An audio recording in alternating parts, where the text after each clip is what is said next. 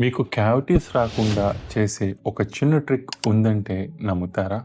రోజు బ్రష్ చేస్తున్నా కూడా పళ్ళ మీద కనిపించే ఈ చిన్న నల్లటి గీతలు లేదా మచ్చలు చూసారా? అవి ఇప్పుడే క్యావిటీస్ కాకపోవచ్చు. కానీ భవిష్యత్తులో క్యావిటీస్ వచ్చే ప్రమాదం అయితే మటుకు మొదటికి ఇది హెచ్చరికగా చూపించుకోవాలి. క్యావిటీస్ రాకముందు ఆపే సీక్రెట్ ఏంటో చెప్తాను. ఖచ్చితంగా వినండి. మీరు వాటిని డ్రిల్ చేయకుండా, నొప్పి లేకుండా అసలు సింపుల్‌గా చేసే ట్రీట్మెంటే దాన్ని పిట్ అండ్ ఫిషర్ సీలెంట్ అంటారు. సో, ఇది పళ్ళల్లో లోతైన గీతలపై ఒక రక్షణ పొరలా పనిచేస్తుంది. దాంతో ఆహారం, బ్యాక్టీరియా అక్కడ ఇరుక్కుపోయే క్యావిటీస్ రావడం అనేదే జరగదు. సో, ముఖ్యంగా గుర్తుంచుకోండి.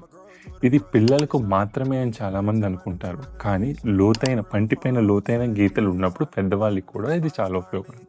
కాబట్టి తదుపరి మీ డెంటిస్ట్‌ని కలిసినప్పుడు ఖచ్చితంగా మీ పళ్ళకు పిట్ అండ్ ఫిషర్ సీలెంట్స్ అవసరమా? లేదా? అని ఒకసారి అడగండి.